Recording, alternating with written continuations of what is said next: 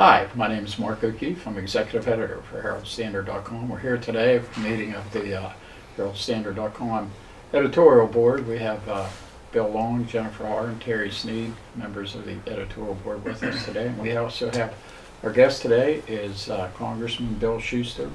Bill has represented part of Fayette County for the past 10 years, or 9 years, I guess, right, since 2001. And with the redistricting that beginning next year, the 9th Congressional District will include all of Fayette County, plus parts of eastern Greene County and reaching up into parts of Washington County too. And this is all kind of new territory for you. And the 9th Congressional District is a very widespread, goes out, I believe, almost to the outskirts of Harrisburg. Correct.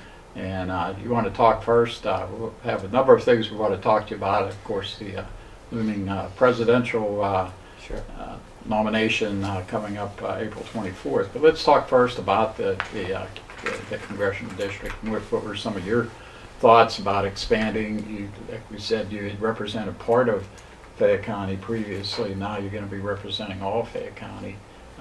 Is that something that you wanted? Is that something you pushed for? And how do you see Fayette County fitting in with the rest of the district? Well, first of all, thank you for taking the time today to meet with me.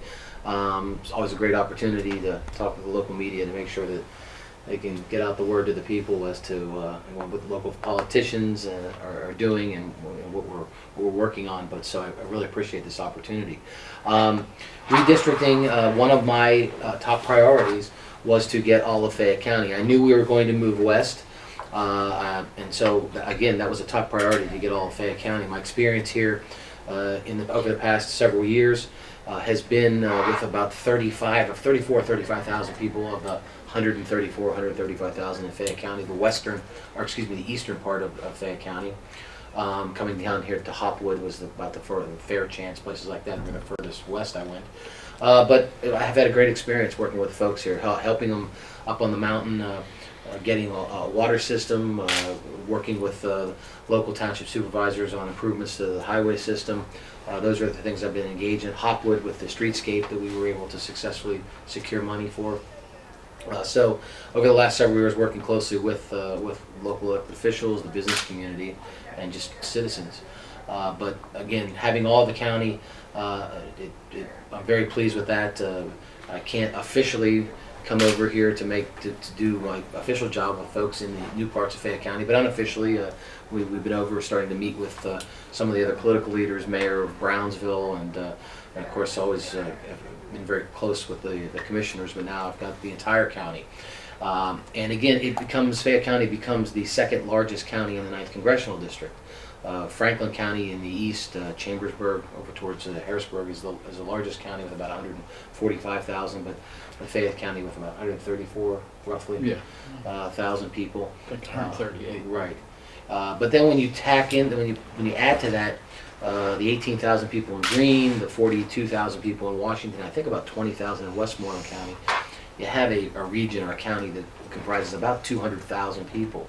Which is just shy of 30% of the 9th Congressional District. So it's a large section of the district, and I say those numbers and I talk about that because what I try to do is split my time. You got to figure out some system. I'm a systems guy, and the system I try to use is if an area is 30% of the district or a county is 20% or 10% or 5%. That's the way I try to spend my time, making sure that I'm over here and folks are seeing me and dealing with me. Now that doesn't mean that 30% of my time out of the year is spent in Fayette County, because I spend 50% of my time in Washington, D.C., so about 50% of my time is in the district. And I do have a wife and 2 kids that I try to spend a little time with them. So again, it's not an exact science, but it's something that we strive to. So and I also say that because I want the folks over here in Fayette County and Greene and Washington County and Westmoreland County to know that I'm a hands-on type of representative. I get into the community, work hand in hand with the local leaders, the local business community, trying to bring jobs, economic development, improving the infrastructure, all those things that go into helping make communities prosper. And I'm very, very engaged in the Marcellus Shale gas play we have here in western Pennsylvania, and of course all across most of Pennsylvania. And when I say engaged, is I'm fighting a defensive fight down in Washington, D.C., trying to keep the EPA and the Corps of Engineers from coming into Pennsylvania and, quite frankly, trying to stop Marcellus Shale. I believe there are some in those agencies that would slow it down to a pace that would cause the companies that are out there doing exploration to go to Ohio, West Virginia, where they have successfully been able to keep EPA and the Corps of Engineers at bay, or not as aggressive as I believe they try to be here in Pennsylvania. Well, and one thing I do want to mention is that this is a re-election year for you, but and you have to win the seat in order Right. to choose Absolutely. to represent the district for in the next year is when the actual redistricting will start. But you are unopposed on Right. both Republican and Democratic tickets, so it seems very likely that you'll definitely be able to win re-election. But what are some of the problems maybe with representing such a wide area as we said, and also are there any issues, given that most of the district is Republican out in the central part of the state, and this is a Democratic part, and how do you kind of look at that, or how does Sure. that play Well, into- first thing I will say is that in the last election, I got 74% of the vote, and there's only 52% of the district is Republican. So I got a lot of support from independents and Democrats, which I'm very, very pleased and proud to say. The district is it takes from tip to tip, from Hopwood to Waynesboro in Franklin County. It's a little shy of 4 hours to make that trek. So the first thing is just the sheer size of it, traveling, the timing constraints you have with, as I explained earlier. So really, the size and the timing, that's the biggest challenge that I face. But when you look at the district, each area certainly has different strengths to it and challenges, but it's pretty similar all across. It's a rural district with small towns and small cities, so they generally have the same types of problems when it comes to economic development. We're talking about increasing the infrastructure, whether it's the roads, the bridges, the water systems. Those are the kinds of things that again, small towns and rural communities all have in common. Parts of the Bedford County, which is very rural, also has a mining component to it, which of course is the mining out here in western Pennsylvania was big. And but Marcellus Shale now, every one of my counties except for two has Marcellus Shale in it. So that's something else that binds it together. And of course, the people in these communities, I think one of their biggest concerns is jobs, creating jobs, and that's a focus of mine. It's been a focus when I talk about economic development, and again, whether you're in Fayette County or Franklin County or Little Fulton County, Indiana County, that's a big concern to everybody. And so that again might look on a map like it's very diverse, but it really the challenges have a lot of commonality to it that makes it a little bit easier to deal with that size, the geographic size of it. So is your feeling then that maybe, say like the partisan politics or whatever, that may be more prevalent in other areas aren't as prevalent here, that it is more of a common type of... Well, on some of the national issues, I'm sure that there'll be Democrats that disagree with me, but when I come back here and I'm working on economic development, helping improve the infrastructure, bringing jobs back home, I work very closely with Democratic commissioners here in Fayette County, and have for the past several years. But I have good relationships with even the minority commissioners that are Democrats in Blair County, in Bedford County, in Somerset County, Franklin County, which is a very Republican county. I have a great relationship with the Democratic commissioner, and the reason is because when the rubber meets the road back here in Uniontown or in Fayette County, it's about economic development. How do we improve the water system so that you can build a facility, a plant, build more houses? How do you improve the roadways so you can get more commerce to come into your community? Those issues, putting our heads together, working together, that's what brings us together, and that's what I try to do. And I mentioned in the beginning about the looming presidential primary, and I guess that you're supporting former Governor Romney. Right. And you want to talk about that? Well, sure. And I just recently endorsed Governor Romney. I thought it's time for us for the party to come together. I have a fairly close relationship with Rick Santorum. I called Rick before I endorsed Governor Romney to let him know I felt I owed it to Rick. He was disappointed, obviously. We had a good conversation, and I have nothing ill to say about Rick Santorum. He's a fine American. He represented Pennsylvania very ably. I have great respect for him. And on probably 98% of the issues, Rick and I are together on. But I felt as though when you look at the numbers, it looks like Governor Romney is going to win the nomination. And to have this thing go all the way to August, I think becomes hurtful to the party. I also, in Governor Romney, although there's issues that he supported in the past that I don't, he has the type of experience, executive experience, that nobody has in the race. And even our president today, we've seen from a president who has no executive experience some of the bad decisions that are made. The misunderstanding of the economy if you haven't been an executive. And I'm talking about just being a business executive. He's run a state. He knows how to govern. It's very, very different coming from a legislative background and going to become an executive.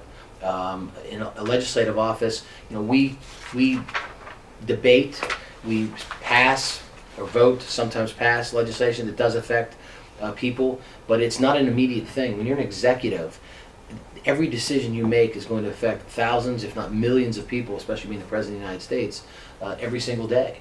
And that's why I believe you see presidents go into the Oval Office with no gray hair, or little gray hair. When they come out, they're all gray, because it is an incredibly stressful position. And again, nobody else in the race, including the president. I guess the president's had 3 years of on-the-job executive training, but Mitt Romney's had a career of running businesses, especially failing companies, doing the things that need to be done to turn them around to save them. He's run the Olympics. He went out to the Olympics and saved the Olympics from its downfall. And then, of course, he went to Massachusetts, and in a very, very difficult state, 85% of the state legislature was Democratic, and he's a Republican governor. And he still was able to balance budgets and cut taxes and make major reforms. So, I think that's extremely important when you're an executive. And I say, coming to about the legislative body, as a legislator for the past 11 years, my experience before that was in business. I was running a business, and even if you're running a smaller business, you still have to make tough executive decisions on a daily basis to make sure your company's successful. And sometimes they're unpleasant to make, but you need to make them if you want to, for the betterment of the entire organization. What about some of the charges that that Romney has flip-flopped, and that he's maybe not as conservative as Rick Santorum, as Santorum has tried to say? And Right. what about his thing too about that he had a plan similar to Obama as far as health care in Massachusetts? Well, as a Republican, what Republicans believe, and what I believe, is that I would rather see, I believe it's the states that should be doing it, not the federal government is putting this plan out. There's nothing in the Constitution that says that the federal government should have a health care plan. But if states want to do it, and that's what Massachusetts did. Massachusetts put into place a health care plan that was for Massachusetts. They didn't force it on Pennsylvania. And as Governor Romney has said over and over again, he doesn't believe that's the role of the federal government. So he's not going to, first thing he's going to do is repeal Obamacare, which I support. And if Pennsylvania wants to come forward with a health care plan for Pennsylvanians, that's something that is in line with Republican values, with conservative values, with what I believe the Constitution wanted the Founding Fathers to, what they envisioned America to look like. States being the laboratories of these different programs, of figuring out different things to do for their people, and they're going to do it in very different ways. And again, reminding people, Massachusetts legislature has 85% Democratic, and so there's things in there that Governor Romney, as an executive with a legislator, you make compromises. Some things you put in there you don't necessarily agree with, but overall you think you have a good plan to move it forward. You do make those compromises. So I think that was the situation with Governor Romney. On some of the issues, I'm glad he's come over to the way that I believe on the life issue. I think in his heart he's always been pro-life. But he's back in that camp, and we should all be very happy that he's back there with those of us that are conservatives and believe in the pro-life issue. And on other issues, as I said, I think his experience is just there's nobody that can compare to the executive experience he has, and that's what America needs today, an executive who knows he's got to make tough decisions. We face a financial crisis, a financial imbalance, and the debt we keep running up is going to come back and deal us a terrible blow if we don't deal with it now. What were some of your thoughts about one of his senior advisors with the Etch-a-Sketch comment that got a lot of attention, basically saying, well, in the general election that he'll be able to kind of shake up like an Etch-a-Sketch and come up with different positions? Is that troubling, or do you think that's just realistic? Or? I think it was a stupid statement by communications director, so my communications sitting right over there. I hope she's learned the lesson. You can't say flippant things like that. What he has said during this campaign is going to I'm sure he's said things on issues that the Obama administration is going to want to highlight in a general election. So you can't just shake it up. It's there. It's on the record. What do you focus on? I think that would have been something that was more accurately said in a Democratic primary as well as a Republican primary. The people that vote in those primaries are more conservative, more liberal, and so you play to your strengths, and you talk about those things that are going to appeal. In a general election, again, you've got a wider array of people with different thoughts, so you're going to talk about the things that appeal to those folks. Not that you can't just shake it up and erase it. It doesn't work that way. But again, I think it was an incredibly stupid thing for a communications director to say. So you think that he'll be able to, Romney will be able to eventually win over to conservative, Sure. the more conservative? Absolutely. The conservatives are going to come home. We have a stark choice in this election. We can continue down this path that President Obama has laid out for us, and that is and it follows the same path that the social democracies, the socialist governments of Europe pursued over the 60s and the 70s, and it failed. They're trying to turn that around. They're doing things with the private sector, privatizing different things, trying to cut back on budgets, trying to make people to be responsible for themselves. And I think that that's the difference. If President Obama is elected, and we're going to get Obamacare, and I'll say it here today, and hopefully we can check the record 7 years from now. If Obamacare is allowed to kick in, millions of Americans are going to lose their health care. And you've heard the president say, if you like your health care, no one's going to take it away from you. Well, it's dead wrong. He's already said there's going to be, I think it's 500,000 seniors that are going to be pulled off Medicare Advantage because it's no longer going to exist under his law. So he himself has done that. But there's many, many businesses in this country that are going to say, I can't afford this. I'm going to pay the penalty, and my folks are going to go to the exchange programs. And this is what I say, I'll look back on the record. If Obamacare is allowed to go into play, 6 or 7 years from now, you're going to see people like the president and people of that political persuasion saying, well, the reason it failed, the reason it cost so much more than we said it was, is because the government didn't take it all over. That's what he really wants, is government-controlled health care, just like the Europeans, the Canadians. And if you go to Canada, you'll find out that the Canadians, if they want the top health care, they come over to places like Buffalo and Detroit. They come to America because this is where the best health care in the world is. Now, do we have a problem? Do we need to fix our healthcare system to make it so it's not as expensive? Absolutely. And we've had a plan for that. We've continued to talk about that. In the Ryan budget, I just voted for yesterday, it has a plan to do that. And it's a sound plan. It's a plan based on the same type of system that members of Congress and federal employees have.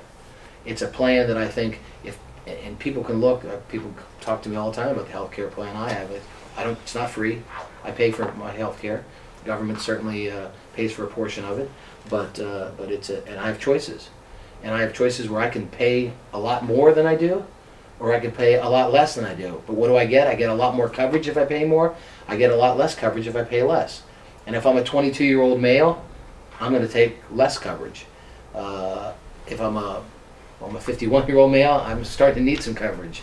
I get aches and pains now and then. So we have a sound plan to move forward to fix the problems in the healthcare plan. And it's not a massive government takeover, and it is not a privatization of it. It adds elements of the private sector, but it's still a government-run system that we propose.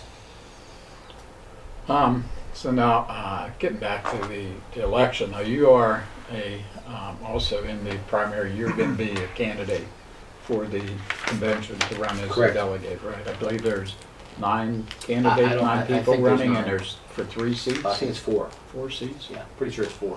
Okay. I could be wrong, but I think I it's 4. think one of the districts gets another delegate if they primarily vote Republican. I think that's correct. So, Yeah. but the kind I've of been a delegate in the past couple of years. the thing though that as far as I kind of understand, none of these delegates are going to be committed. That's correct. It seemed to me that in the past, and maybe that was thinking 4 years ago when Obama was running against Hillary Clinton, and that was a heavily contested election back then, that the delegates were committed. So is this something new, or is this just the way that the Republicans have always done it? Yeah, the Democrats have a different system than we have, and I'm not quite, to be honest, not sure exactly how they work it. Republicans have traditionally, this is the way it's been, and you go back to 1976 when there was almost a broker convention where Gerald Ford and Ronald Reagan ran, and the delegates at Pennsylvania all swung. Well, first of all, Ronald Reagan said he was going to make Richard Schweiker, the senator from Pennsylvania, his vice presidential candidate, thinking that he would pull all of Pennsylvania, but he did just the reverse. Pennsylvania went for President Ford, and Ford was the eventual nominee. So that's the way I think it's traditionally been. So if the delegates are not committed, then how do the delegates, does each one just make up their own choice? Absolutely. Or are you bound by, say, like if, Pennsylvania, if it goes for, either Santorum or Romney, does that influence the decision, or is it more based on the congressional district or the county, or is it just something where each delegate is just going to make their own decision? Right. Basically, each delegate has the right to make their own decision, and that's the way it'll move forward. Now, if Senator Santorum were to win Pennsylvania overwhelmingly, or Governor Romney would win it overwhelmingly, or it's very close, I think that would have some effect on delegates. But at the end of the day, Pennsylvania wants to be relevant in the convention process. So if Governor Romney is moving ahead and looking like he's going to be the nominee, for Pennsylvania not to get behind the eventual nominee, I think wouldn't be the wisest thing for those of us that are hopefully delegates to do. We want to be with the nominee and support him. And again, as I said right from the beginning, and Paul Ryan yesterday, after we passed the Ryan budget, came out for Governor Romney. It's time for us to start to get behind the nominee. All indications are that Governor Romney is moving in that direction. Even the polls here, and I guess the polls in Wisconsin, which was Tuesday, Governor Romney up. Right. The latest polls I've seen in Pennsylvania, it's a dead heat between Governor Romney and Senator Santorum. So we'll see. I feel fairly confident that Senator Santorum will be in the Pennsylvania primary. He'll still be running full tilt. Right, yeah. But so what you're saying is that if Santorum, if he does really well here, could that change your opinion? Well, I going into the convention, I want to see what the numbers are, what states have carried, because a presidential campaign is basically running in 10 or 11 states. Nobody's going to run a campaign in California because California's going to go Democratic. States like Florida, Ohio, Pennsylvania will be key battleground states, and you'll have to look again. Michigan will be a fight, Ohio will be a fight, Pennsylvania, North Carolina, Virginia, Florida. Nobody's going to play in Texas. Republicans are going to win Texas. Republicans are going to win Oklahoma. So those are the states you have to look at. And so far in those key battleground states, I believe Governor Romney's won all of them because the presidential numbers, presidential politics. It's pretty simple math. 40% of the country is going to vote for a Republican. 40% of the country is going to vote for the Democrat. It's the 20% in the middle, the independents, the moderates, the soft Republicans, the soft Democrats, and you got to win 11% of them to win the presidency. And you've got to cobble those states together that have the electoral college votes in it to win the presidency. You've got to have a candidate. I want a candidate that's conservative, and that can appeal to moderates and independents. And this is the first time, probably in recent memory anyway, where this primary is really going to matter. Sure. So do you think that Republicans are they going to be really engaged in this thing? Do you expect is Governor Romney going to?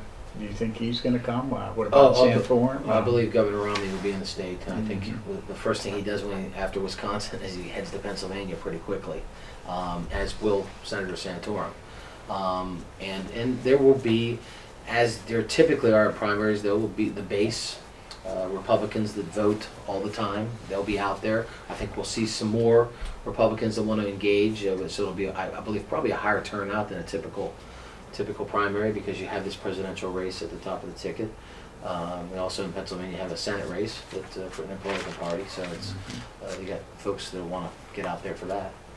I think this will be a key state, and as you said, it's the first time in, I don't know, since 1976 that Pennsylvania primary really had an impact on the whole race, which is good. And I want to say this: we need to figure out how to run a Republicans and Democrats, for us in Pennsylvania to allow Iowa, New Hampshire, and South Carolina to have the potential to give those candidates the momentum to thrust them into the nomination is wrong.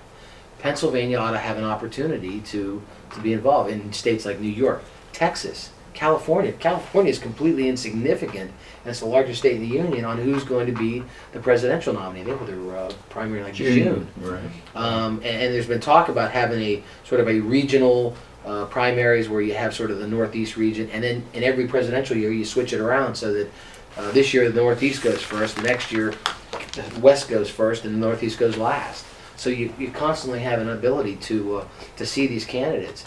And if you had 5 or 6 of these big regional primaries, people would stay in, and you do them, every 2 weeks or 3 weeks, whatever the number is, so that people would stay in the race and say, I'm going to stay to the Northeast, even if it's last, because I'm a Northeastern governor or senator or whatever that plays well there. So that really does make a lot of makes a lot of sense. But what do you think is there any realistic? It just doesn't seem like there's any rhyme or reason, and there's ever going to be any rhyme or reason to it. Well, my father used to tell me a lot. He said, when you're in Washington, especially when you're in Washington D.C., mainly when you're in Washington D.C., when you think logically, you're committing a sin, because it does make sense.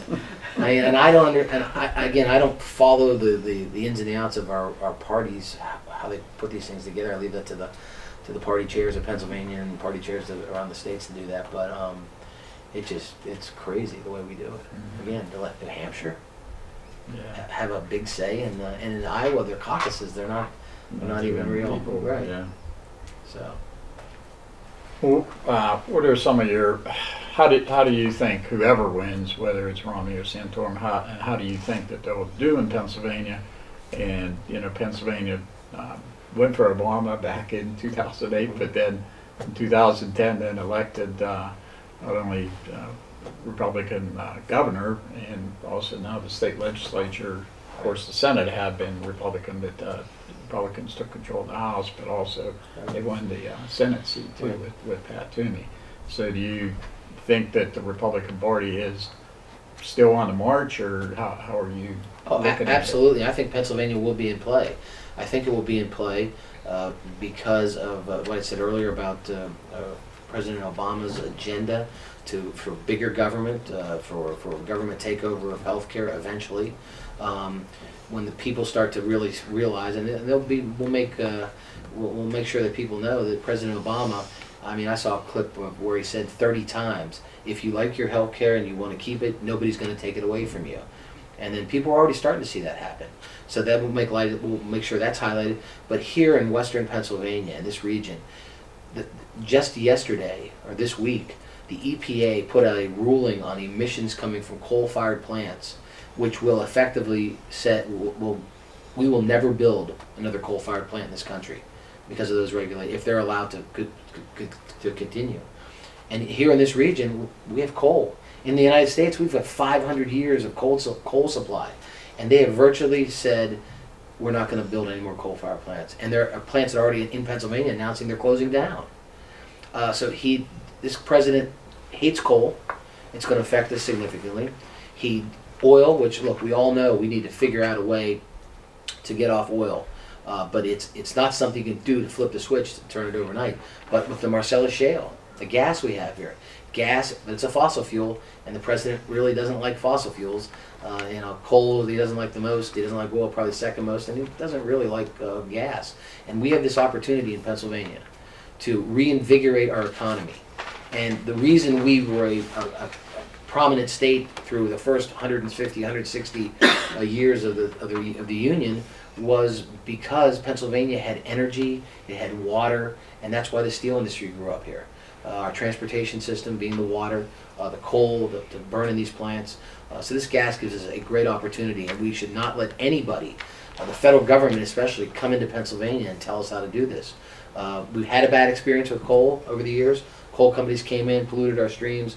We're getting back to where we're cleaning those streams up. But Pennsylvanians know, whether it was under the Rendell administration and now under the Corbett administration, we're going to do this the right way. And I feel confident. Both those administrations, Secretary Hanger under Rendell and now Secretary Krancer under Corbett, they're making sure that if there's somebody that comes in here that's a bad actor, they're not going to be doing business in Pennsylvania. So we got to take care of the environment, but we've got to do it in a way we can take out this gas, turn our big fleets over to natural gas, eventually our cars, because we've got the second biggest gas find in the world is right underneath Pennsylvania, West Virginia, and Ohio. And we see what's happened. In the northern tier of Pennsylvania, there are counties that have 0% or very close to 0% unemployment because of the Marcellus Shale. You have a situation in Lycoming County where Procter & Gamble had a Pampers plant, and they had two others across the country. They found gas on that site, and now that's what powers the plant, and that's what they use it in the process. They shut down their other two Pampers plants and consolidated it all in Lycoming. So we have tremendous opportunity here, doing this the right way. And again, I'm getting off on a tangent, but you asked me, this president and his administration does not want us to continue to use fossil fuels, and we need to do that. And this is going to be very, people that like to drive pickup trucks, he wants you on Toyota Priuses or hybrids. He doesn't, when it comes to the Second Amendment issue, hunting, owning weapons. I mean, this president would like to see what the Europeans have done, banned for all intents and purposes for you to have any kind of rifle or handgun, which is absolutely wrong. So I believe the folks, especially here in Western Pennsylvania, are going to be very, very supportive of a Republican because of those issues that we here in Western Pennsylvania hold near and dear to us. One of the issues with the Marcellus Shale has been jobs here, particularly in Fayette County. We haven't quite seen the development that our neighbors in Greene and Washington County have in terms of that, whether Chevron is just maybe a little bit behind or whatever, we're not sure. But we're hearing a lot of complaints about people not, it seems that we see all the time, we see license plates for Oklahoma, Louisiana, Texas. It seems like they're bringing in a lot of people and not necessarily hiring local people. Do you hear that complaint, and is there anything that you think could be done about it, or I did hear that complaint 2 and 3 years ago, but that's changed significantly. 2/3 of the workers now are Pennsylvanians. The reason they brought people in from Oklahoma and Texas is because they had the expertise to drill. We just didn't have the workforce here. Now over the past 4 and 5 years, we've developed that. So if you see somebody from Pennsylvania, or if you see a truck now, the person might come down from Lycoming County to help set up one of these, but they're out there actively trying to hire Pennsylvanians. They don't want to have to bring in people from Oklahoma. and put them up in hotels. They'd rather have the guy that lives in Hopwood who can, drive 15 minutes to the site and drill these wells. So that's changing significantly. One of the reasons we're not seeing the gas activity, the drilling in Fayette County, is because first of all they started up north where it was very shallow, and so it was booming up there. Then they moved into the west where we have the wet gas, and they started in Greene and Washington County. But the price of natural gas is so low, they've stopped the activity of going in and drilling. They've got the land purchased. They're waiting until the price goes back because it's so low now. It's hard for them to make a profit. It's hard for them to justify to go in and spend millions of dollars to drill a well when it's not being, the gas price needs to get up there a little bit higher. And that's why we need to figure out a way to get our fleets turned over. And it's a chicken or the egg thing. A lot of trucking companies are looking at converting their fleets, but if they convert their fleets, there's no place to get it. They're going to drive 60 miles to fill up. So we've got to figure out a way, and I'm a co-sponsor of a bill called the Natural Gas Act. The Natural Gas Act is something that I worked with Congressman Tim Murphy, who's very prominent when it comes to energy and figuring out the solutions. But we are co-sponsors of this bill, and it puts incentives out there so that the trucking fleets will go out there quickly and start to tax incentives, credits so that it doesn't cost them as much to convert their fleet. It also gives an incentive out there, which is really the big expense, is the people, the Sheetses of the world that have the gas pumps. It could cost them about $300,000 to put in a natural gas pumping facility, and they're looking around saying, well, if I put $300,000 in, how many vehicles are going to come get my gas? So having that incentive in there is very important to convert not only the big fleets, but the places that provide them with the fuel. And 80% of our energy needs in this country is consumed by the transportation system. And the cars, the buses, the trucks, the railroads, they're the ones that use the bulk of it. And converting them over to a natural gas fleet would be positive for the economy of the United States. It would be positive, especially for the economy here in Western Pennsylvania, and it would be positive for the environment because natural gas burns cleaner than oil, and we have it, and also internationally. If we get to that point where we are significantly diminish our reliance on oil, there's places in the world we don't have to be so concerned about. In the Middle East, I'm speaking about. If we're using our own gas, and of course 80% of the world's oil is not controlled by companies, it's controlled by countries. Saudi Arabia, Iran, Venezuela, just to name three of the countries that really don't like us in the world, and we're giving them billions and billions of dollars every month to buy their oil from them, and in some of those places they're giving those dollars to the terrorists to kill Americans and kill our friends. One of the things that is mentioned about that is the conversion, that it's probably really not practical for individual car owners and stuff, because not yet. The savings probably wouldn't be all that great. But certainly when you do look at fleets and buses, Right. Anybody looking at it has a large number of vehicles that it could be economical. So you think that this can be done? I mean, how outside of tax credits or something, Right. how do you see this happening? Well, I just was with the executives for one of the major trucking companies in America, U.S. Express, and he is in negotiations with the largest owner of truck stops in America, Pilot, and they're trying to figure the numbers out. They haven't gone forward yet, but he would really like to convert his trucks to natural gas, liquid natural gas. And he's talked to the owner of Pilot, the executives at Pilot, and they would like to be able to do it also, but it just comes into figuring out the numbers. So I guess what they're doing now is, if we do a third of our fleet and we can guarantee you 20% or some percentage in dollars to you to pump, to go to your stations, how's it balance out? It's a huge number. And he told me that at these Pilot, it would cost Pilot $1.3 million because they want to do liquefied natural gas. It costs them $1.3 million for one station to have the facilities to do that. So it's a chicken and the egg thing. But there are companies in America that are looking at it and saying we can do it. He believes U.S.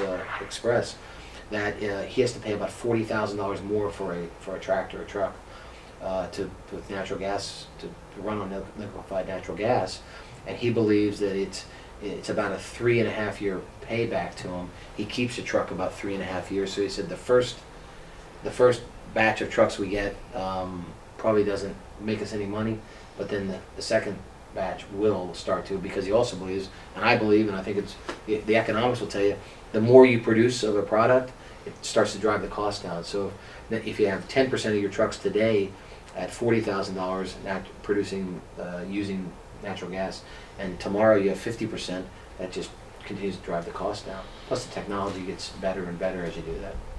What about some of the environmental concerns with the fracking and the water mainly? Do you have any concerns about that at all? Well, absolutely, I have concerns about that. And as I said, I think Secretary Crancer at DEP and Secretary Hanger before him, the Democratic administration, they were very, very strict, making sure that these drillers, these exploration companies, were doing the right thing. So we've got to make sure we protect the environment, because we had a bad experience in the past with energy companies. But they've done a good job of that. And the history of fracking, which has been going on for 60 years, I think Pennsylvania has 1 million wells, and there's never been one single case where you fracked a well has caused to pollute the drinking water. And again, I'm not a geologist, but they've explained to me that it's impossible almost to do it. If you construct the first 100 feet or 200 feet of the well, doing the steel and the cement, making sure it's very secure, the gas that's under it cannot permeate up through. Have there been cases where there's gas in water? That occurs naturally, and it doesn't have to be fracked. And so again, they're very strict at the DEP about how they're going about this environmentally. And these companies that come here, they don't want to cause an environmental problem.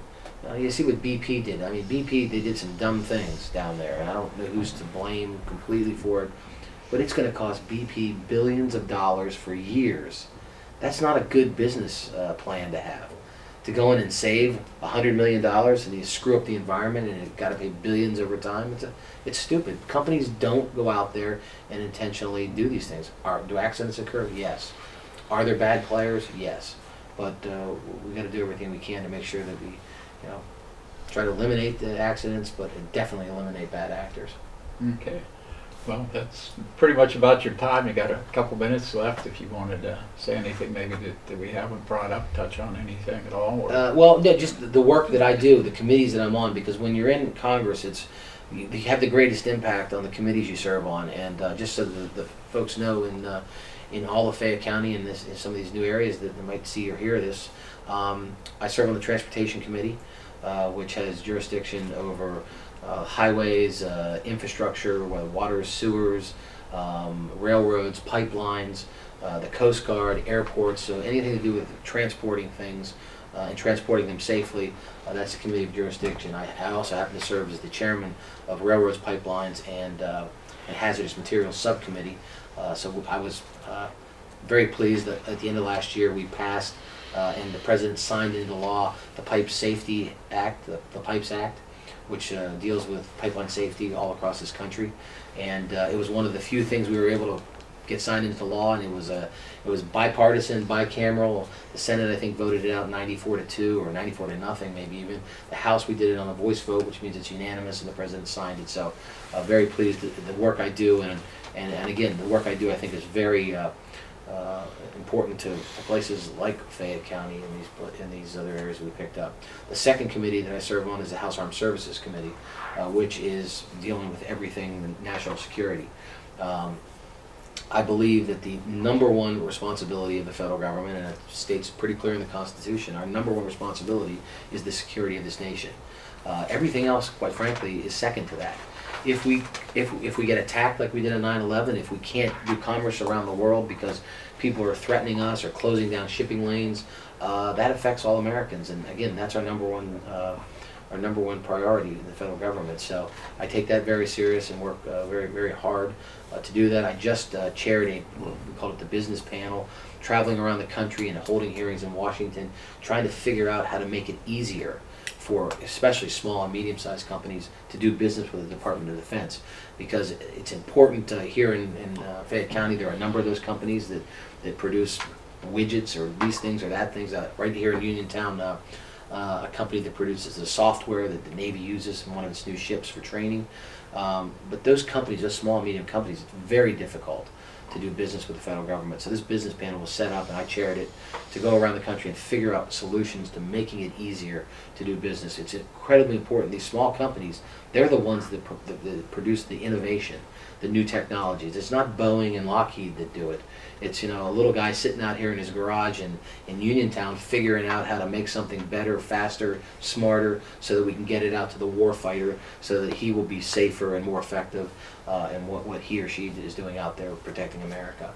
So those are two committees I serve on, and again, very, very pleased and proud to hopefully be able to serve all of Fayette County and those other areas in Washington and Westmoreland and Greene County. But again, appreciate all the folks here having me here today, and thanks for taking the time. Okay, well, thanks a lot for coming in, and we hope to continue to have you come in on a regular basis to let the people here know what you're thinking and stuff. So we certainly do appreciate you coming in. Thank you. So I want to thank you for watching. We'll see you later.